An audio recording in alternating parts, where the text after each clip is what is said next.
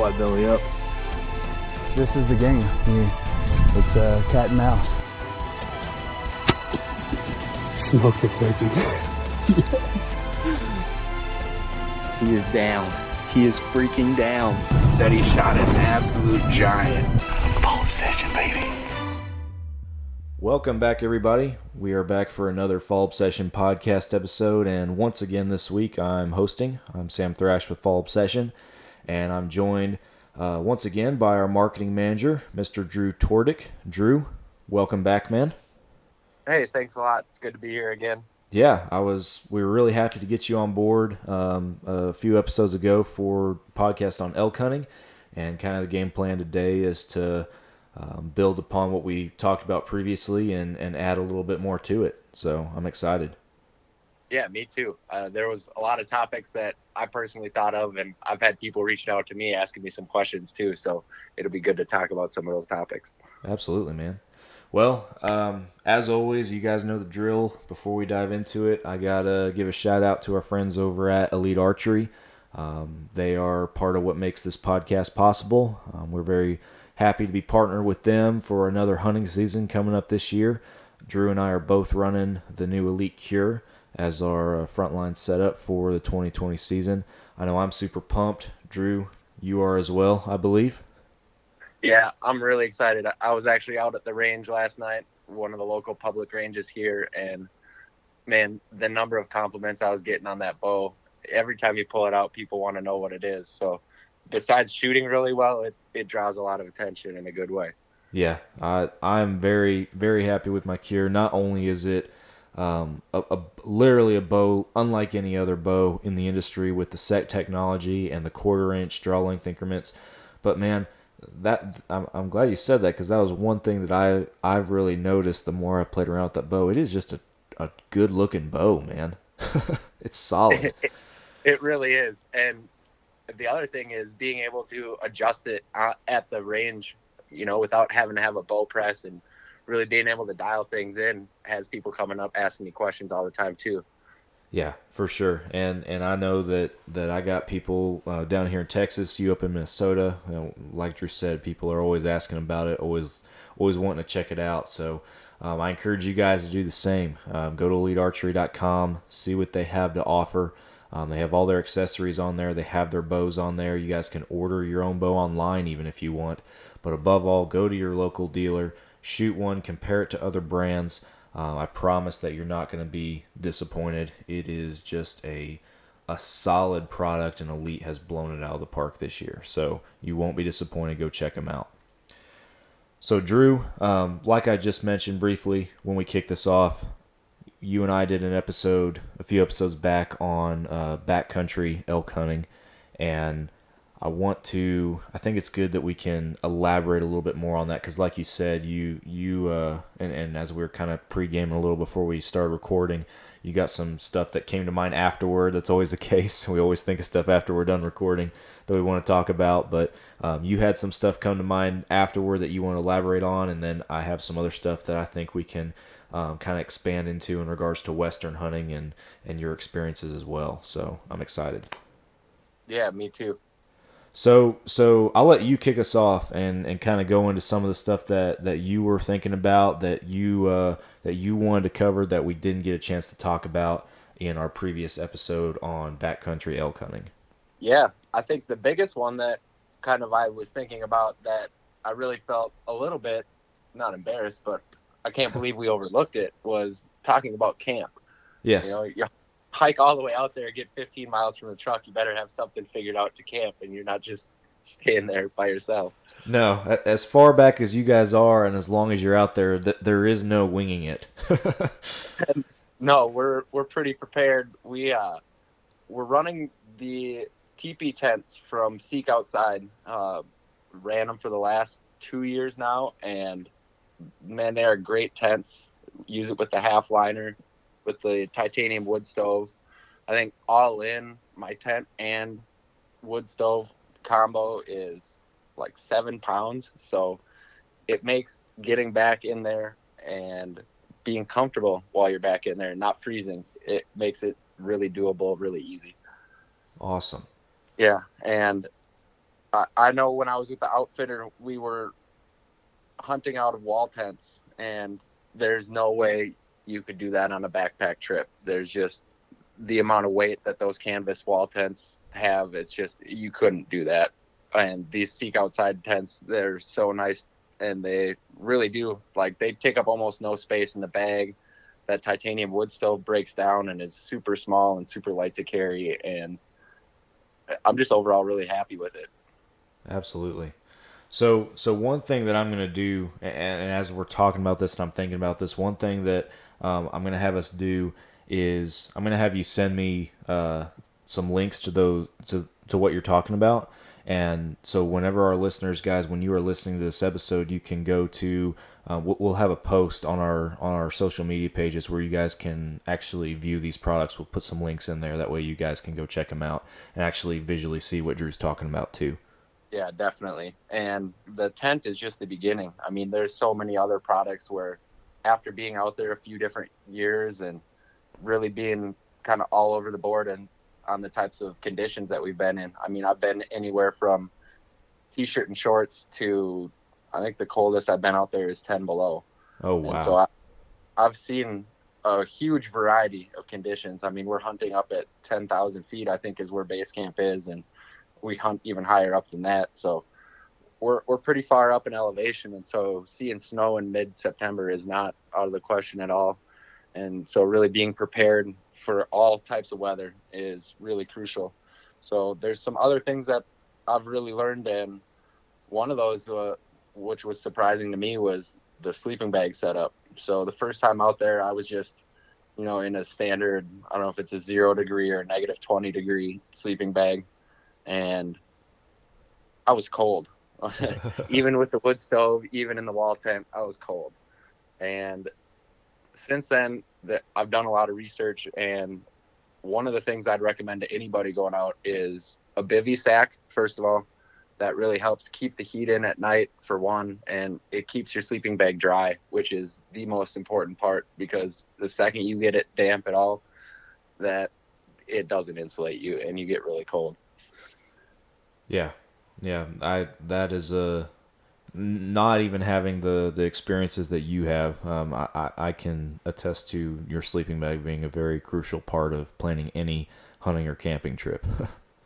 Yeah, and the one thing I actually added to that setup last year was a sleeping bag liner, which is essentially just a sheet in the shape of a sleeping bag, but it adds another 5 degrees to the sleeping bag. And if you do get warm at night and you end up sweating a little bit, it takes all that sweat and stops it from getting into your sleeping bag, which again helps you stay dry and keep that bag dry so that you're not having to deal with a wet bag the next night or even later on once that fire dies down. And it really helps keep you a lot warmer. Yeah, for sure, man. All the just the little stuff, man. The little stuff makes a difference. It is. It's surprising how such a small thing, and that takes up no weight in the pack at all. But having that with is such an added creature comfort and really helps you just get a better night's sleep, which when you're hiking 10 to 15 miles a day, getting good sleep at night is really important. Yeah, absolutely. I think one of the other things we could touch upon, we're kind of right there already, is what's one creature comfort. And this was somebody actually reached out to me and wanted to know. They heard the podcast and wanted to know, in my pack, since we're trying to save weight, what's one creature comfort that I'm adding that a lot of guys don't carry that really is going to help you out in that long trip. And I think besides a pillow, which is huge, right? The first couple of years I tried to use rolled up jackets, extra clothes, tried to prop my sleeping bag up, whatever it was, it didn't offer me that same night's sleep as having a pillow with. So for me, my number one is a pillow.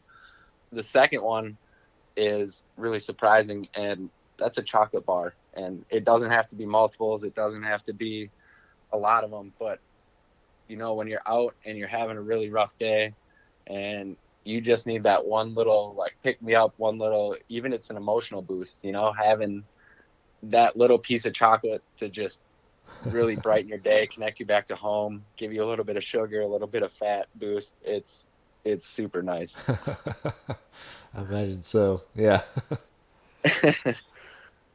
And I think not last year, but 2 years ago, I carried that chocolate bar almost 100 miles before I finally ate it. And it was just like, it was so good. Me and one of the guys were sitting up on a ridge glassing at sunset. And it was like, we hadn't seen many elk. We were really discouraged. And I pulled that candy bar out, and you should have seen the other guy's face. He had a huge smile and was really happy I had that chocolate bar. That's awesome.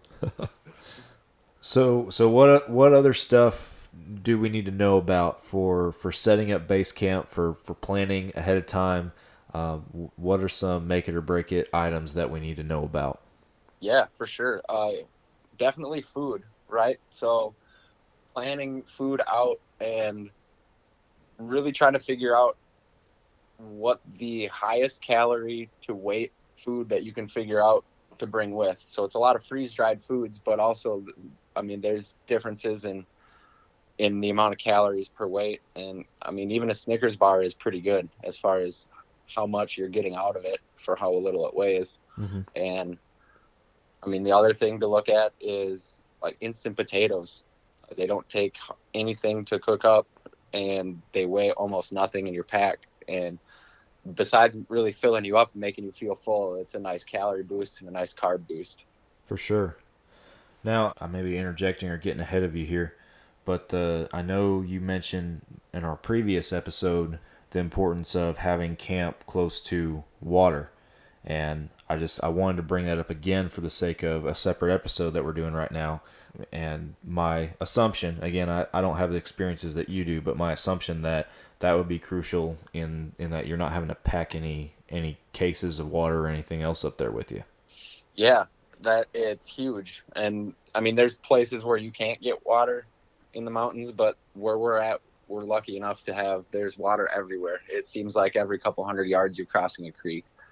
And the biggest thing out there is really knowing, and it takes a little bit of experience and a little bit of research, but knowing what creeks are more safe to drink out of than others, and avoiding the ones that kind of go through the low valleys where there might be beavers or other animals in it. Really selecting the ones that are flowing a little bit faster, coming down over some rocks and over the sand. There's a certain, I can't remember the exact ratio, but they say that if the water's flowing over a sandy bottom in sunlight, that it's like there's a certain distance where it has to travel, but essentially the UV is killing all the bacteria in it. So it's more safe to drink that. And I also carry one of the Sawyer filters. They're huge. They're available pretty much everywhere.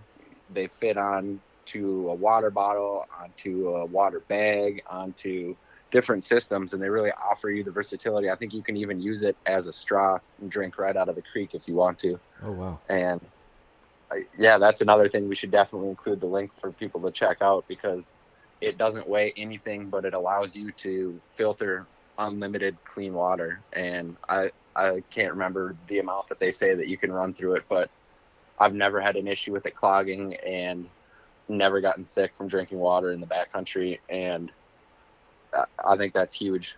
It also allows you to carry water with you.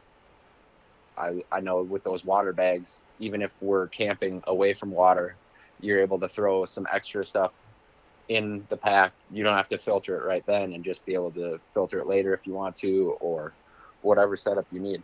It just offers that versatility. Absolutely. Other things that I'd really focus on when you're trying to find a good place to camp besides the water is trying to get out of the wind. That's one thing that it might not seem like it the first hour you're there. It might not seem like it even the first night you're there, but getting out of the wind at night really helps you sleep better, helps you stay warmer, helps you. There's a lot of reasons to do it, but some of the places to really avoid are like some benches, some saddles, things like that where you're kind of exposed. So getting back into the trees just a little bit, being careful not to be around any dead trees because you don't want them falling on you in the wind. But trying to find yourself a nice place to camp is really important. Absolutely, 100%. I guess if we're still talking about comfort in camp and food and all that stuff, I mean, there's a lot of different ways to cook at camp whether it's open fire. The other thing a lot of people use is a jet boil system.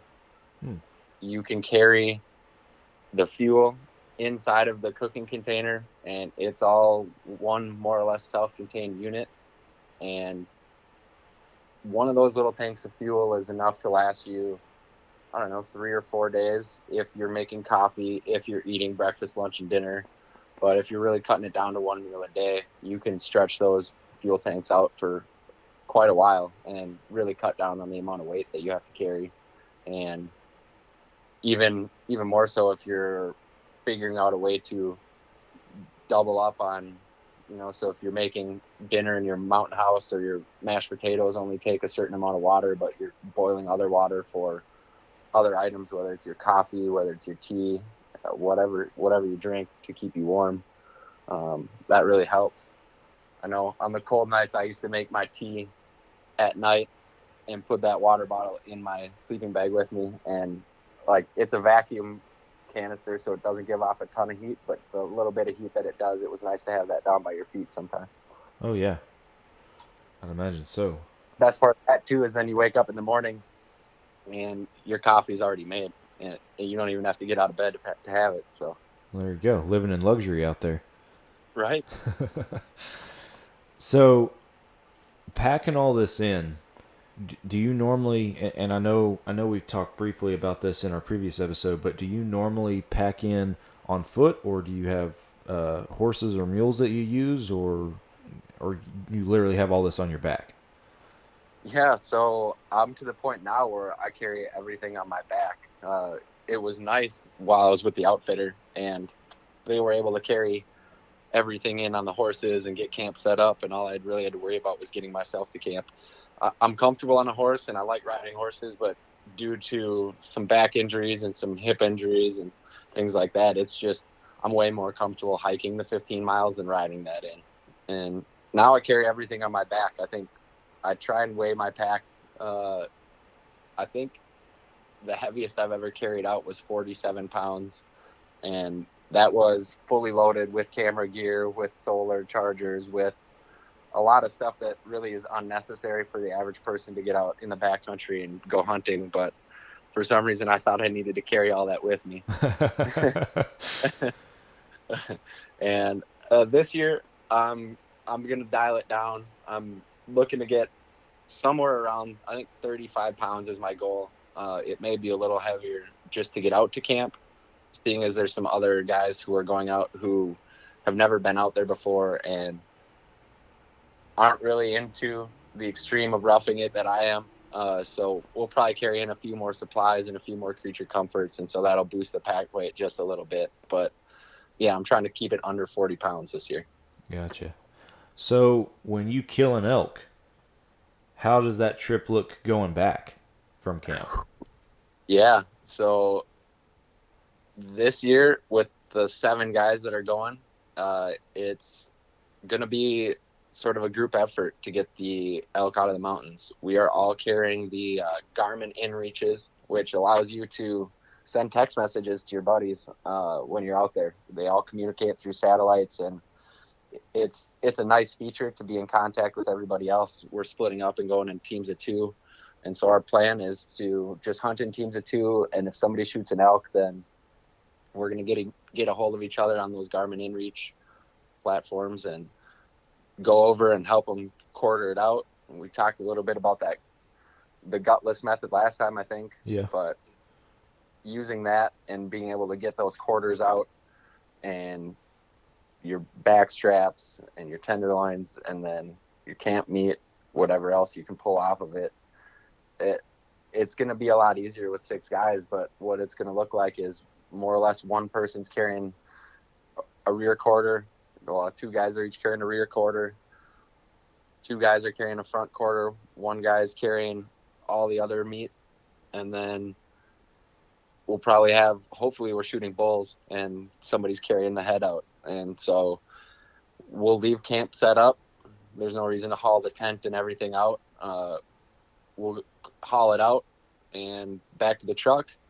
And where we're at, we're lucky enough that it's a couple miles up a really bumpy road, but we're in a small little town out there, and honestly, since it's 15 miles out and we're carrying heavy packs, we'll probably end up staying the night in a hotel. Just have that nice break from sleeping in a tent and being able to clean up a little bit. And somebody's going to have to take that meat either to the processor or to a freezer somewhere. Yeah.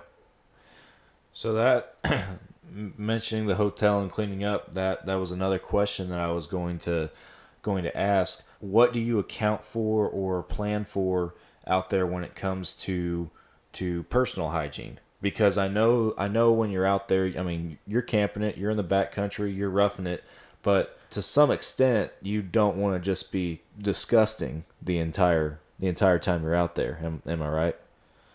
Yeah, I mean, that's a personal preference. Yeah. Some guys go that whole time without showering. I personally like to stay clean. So after a long day of hiking, I'm coming back and I carry a washcloth and a hand towel and a small bar of biodegradable soap. And so I'm standing on the creek edge, cleaning myself up, putting on maybe not necessarily a clean t-shirt or a clean shirt, but a dry shirt. It really helps just kind of with the mental happiness. You know, it's a really nice, comforting thing to be clean at the end of the day when you're crawling into your sleeping bag and not smelling really bad. Yeah, it refreshes you and kind of helps you reset a little bit better, I feel like. Yeah, it definitely does. And I mean, carrying that and a toothbrush, and then besides that, the other thing that's really important out there, as far as, I don't know if it's technically hygiene, but it's more first aid. Carrying stuff to deal with blisters and hot spots. I know we all carry Leukotape, which is essentially like a Band-Aid without the pad. So it's that brown woven fabric, and being able to stop the second you feel that hot spot building or the second you think you have a blister and really treat that will make you more comfortable in the long run, especially when you're hiking 100 plus miles in a week. Absolutely. The other thing that will really help you in that regard is having wool socks and never wearing cotton socks. I made the mistake one year hiking into camp because it was warm and because I was wearing just regular hiking shoes and not my hunting boots on the way in, that I wore cotton socks on accident. And it was about halfway through the trip when I realized the mistake. And I had to do some pretty severe doctoring to my feet that year. And having that Leukotape with allowed me to continue my hunt. And really, I mean, without that stuff, I would not have been able to continue my hunt. I would have been pretty much stuck at camp. Yeah, there's a lot of stuff out there that can help you make it or break it if something like that happens. And you've mentioned products, whether it's the tape or your tent setup. You have mentioned specific products both in this episode and our previous episode together.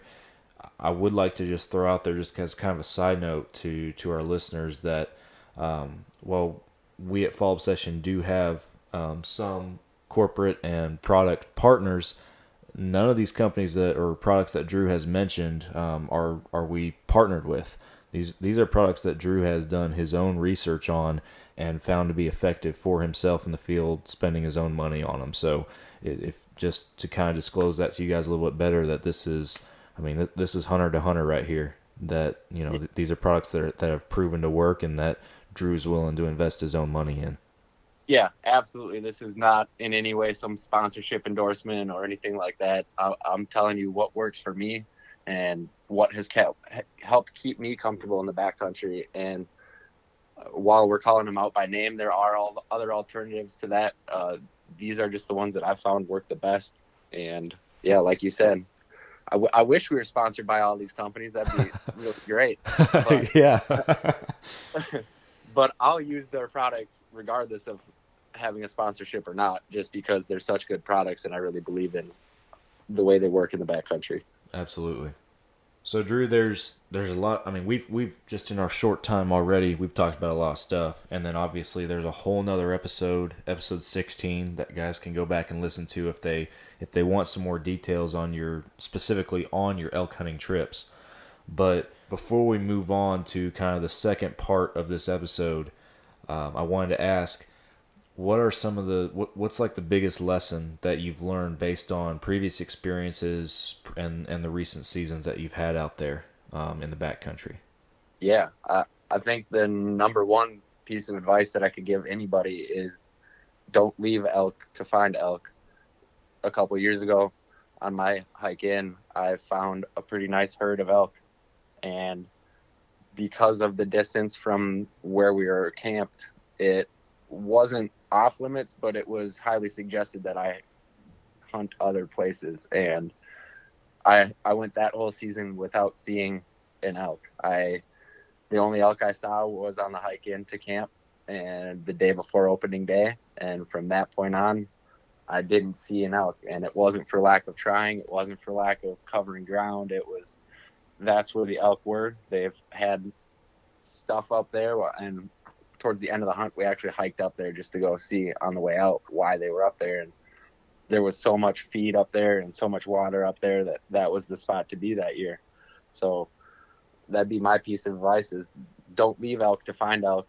And also, if you're not seeing elk, don't be afraid to relocate.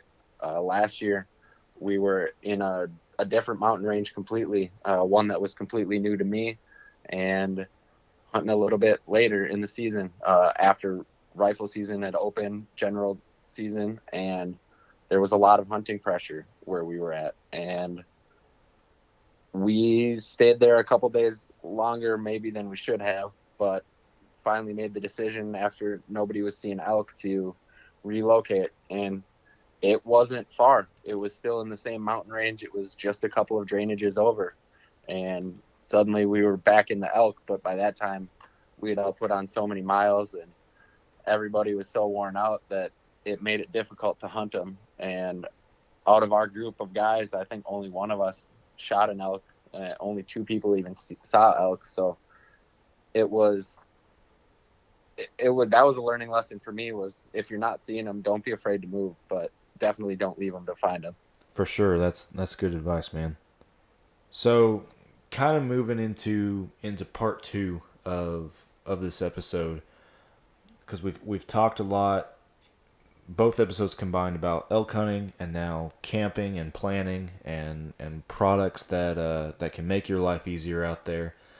But one thing that I wanted to touch on, because you don't just put in for your elk tags or hunt elk. You have quite the platter every year, it seems like, of tags and opportunities in front of you, whether it's elk, mule deer, whitetail, pronghorn, whatever it might be. So I wanted to talk to you a little bit about how you plan your overall season when it comes to just what you want to pursue, what tags you want to put in for, and kind of how you plan it out and divvy it up regarding where you're going and what you're hunting.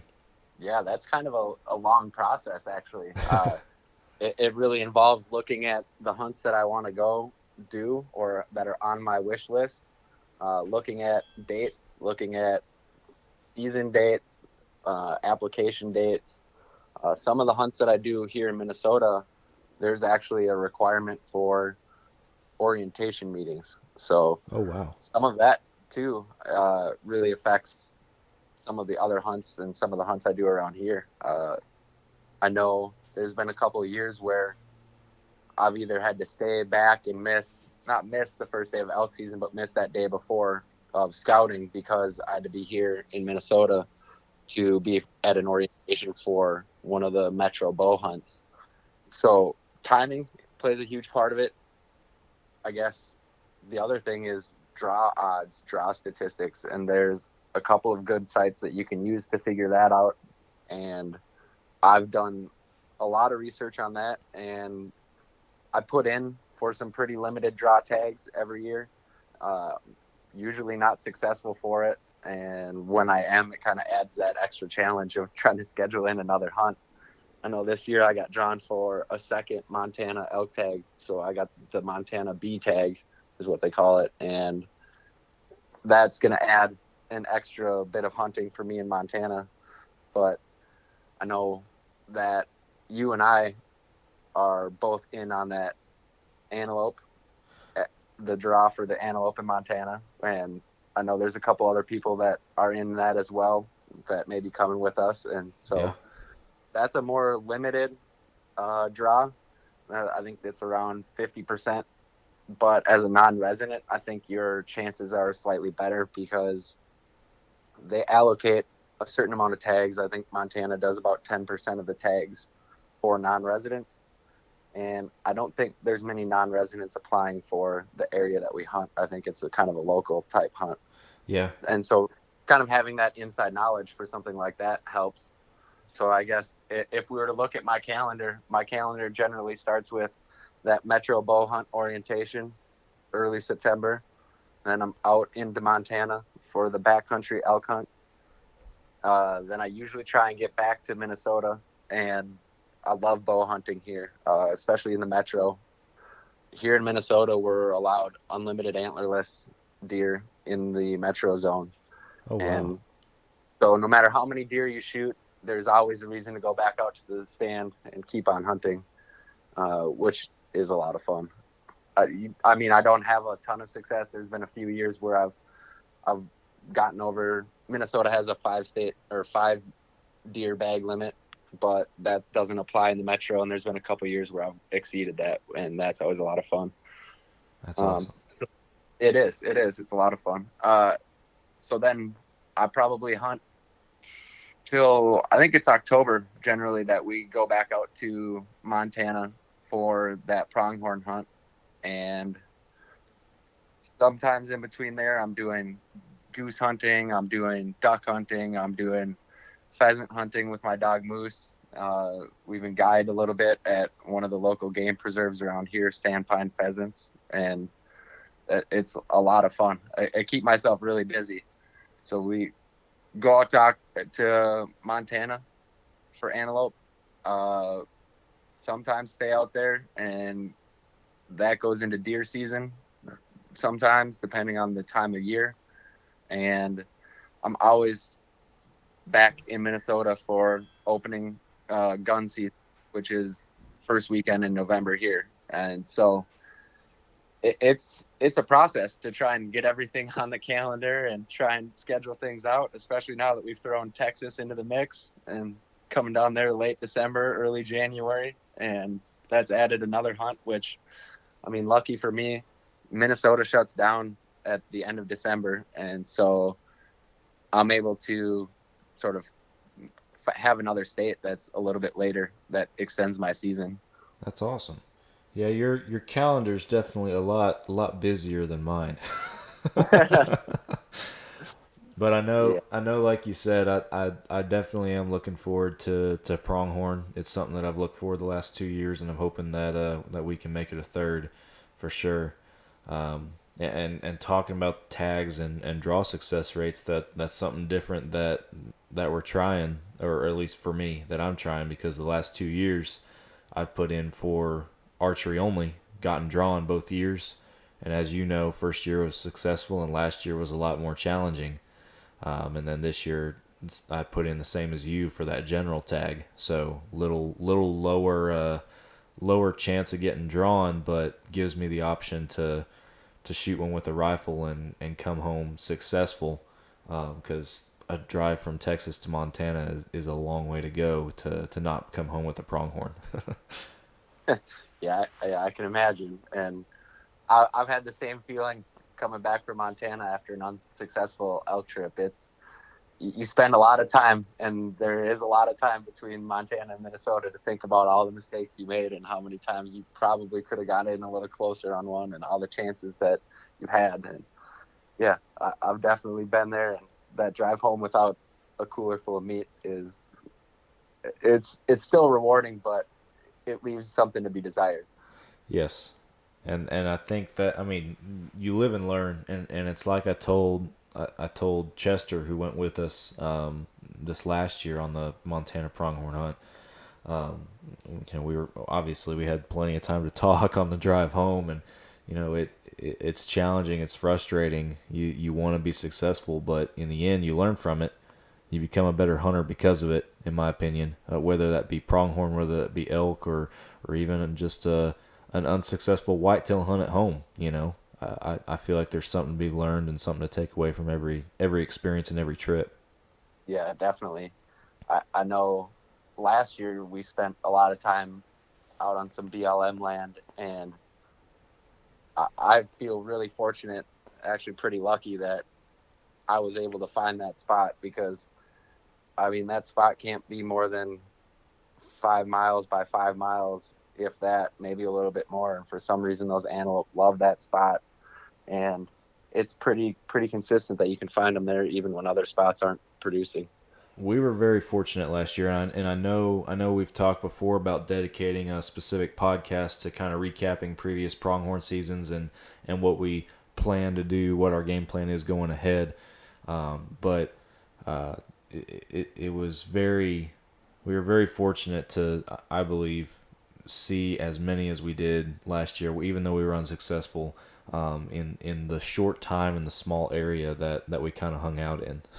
Yeah, it makes me laugh a little bit every time I hear the intro to this podcast, because I was actually in that location when I recorded that spot about talking about how you shot a giant, and getting the call from you back there, it was pretty fun to be surrounded by antelope talking about how you already shot one. So I didn't have to pull out the backup plan that year, but we got to hunt it the next year, which was a lot of fun. Yeah. Well, we'll definitely have to. There's a that you gave us a little preview right there. There's obviously a lot to the story regarding our 2018 and 2019 hunts out there, and like I said, I want to do another episode specifically about Montana, specifically about the recap, and then what we're looking forward to this year. I want to get Nick Powell in on that one, because he's planning on going with us. He put in for the draw as well. So I look forward to recording that one with you guys, and you've given our listeners a little sneak peek into some cool little aspects of that story, I think. Yeah, we've got a lot of interesting things to talk about on that podcast for sure. Oh yeah, it'll be a good one. So Drew, I know we're getting toward kind of the end of our standard time we normally go on these podcasts. And another thing is, in our last episode, I already kind of hit you with our rapid fire questions about your favorite hunting memory and bucket list hunts and that.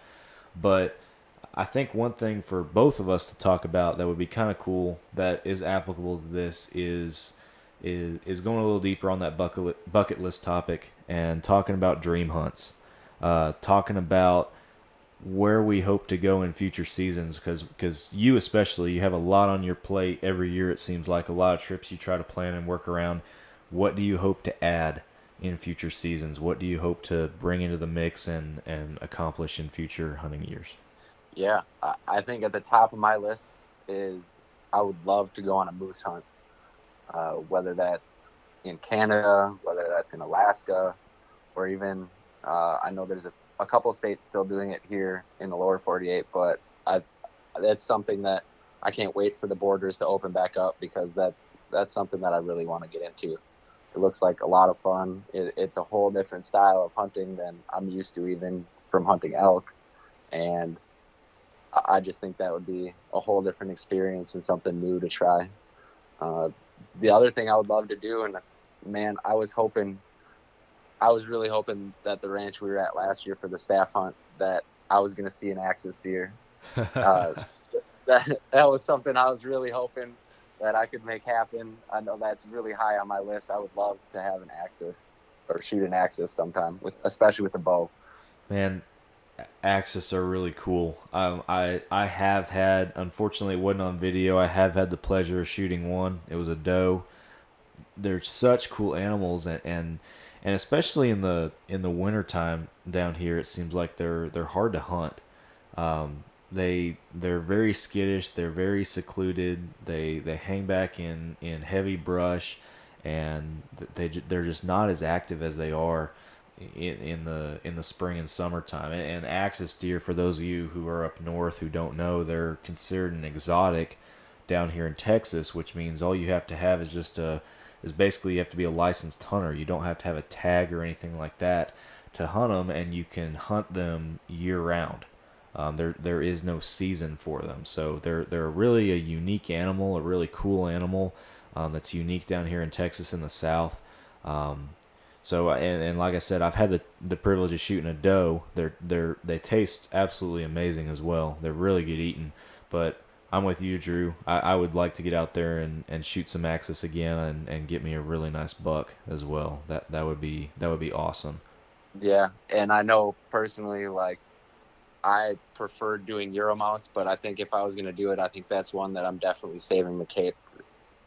Seeing those full-size deer with spots on them is like such a surreal experience when I'm used to hunting whitetails, and seeing this full-size deer coming walking in with spots, I think it would be a lot of fun. Man, it's strange. Like, so when I shot my doe, I had the hide tanned, and it's laying across my living room couch, and people come in, they're like, "That's really big to be a baby deer," and I'm like, "No, it's not a baby deer. It's a different kind of deer. This is a deer that never loses its spots, you know." Yeah. So you got moose, you have axis. Those are some dream hunts for you. What else do you have that's high on that list?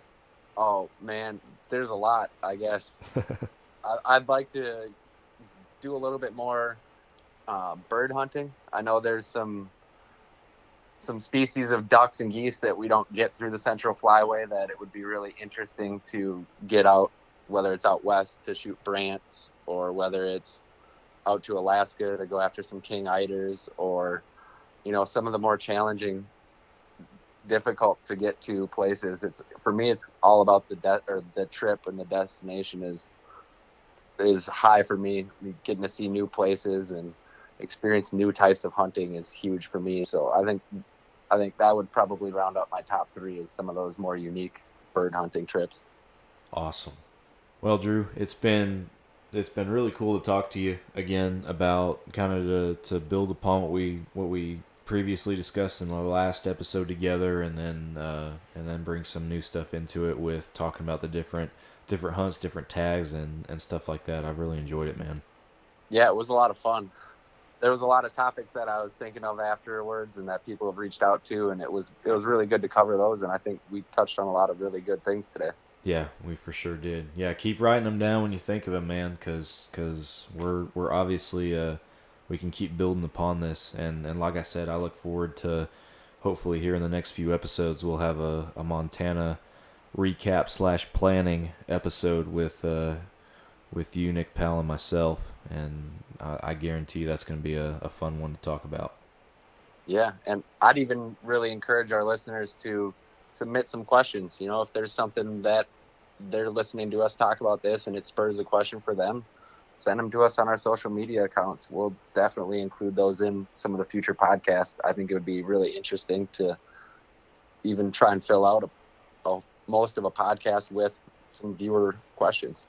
Absolutely. Yeah, guys, that's a good segue kind of into our conclusion here for this episode, and that is Drew and I are both very, very active in being on and checking our social media pages at Fall Obsession. We're very interactive with people on there, so if you guys have, like Drew said, any questions, whether it's about anything we have discussed in previous episodes or this episode, or questions you would like us to address in future episodes, please send them to us. You can either comment on our posts. We frequently have little questions and stuff on our Instagram and Facebook stories that you guys can ask them in. Or there's a spot on fallobsession.com/podcast that you guys can go to 24/7 and ask a question, suggest a topic, or give us input on what you think of our podcast. So like Drew said, we highly encourage you guys to do that. We're here for you guys, and we're here to help build everybody, including ourselves, into better hunters and outdoorsmen through this podcast. So be sure that you guys do that. Go to social media, Facebook, Instagram, Twitter, follow Fall Obsession, subscribe to our YouTube channel. We are always putting out new videos every week on instructional videos, archery videos, how-to videos. We're constantly building a bigger pool of content across the spectrum, across all different types of hunting and outdoor content. So be sure that you check that out. And like I said, if you haven't already, follow this podcast, hit that subscribe button. That way you get notified every time we put out a new episode. So, Drew, did I miss anything? No, I think we did a good job covering it today, Sam. All right. Well, I appreciate you joining me again, buddy. And I thank all of our listeners for tuning in to another episode of our Fall Obsession podcast. We will be back next week and talk to you guys then. We'll see you later.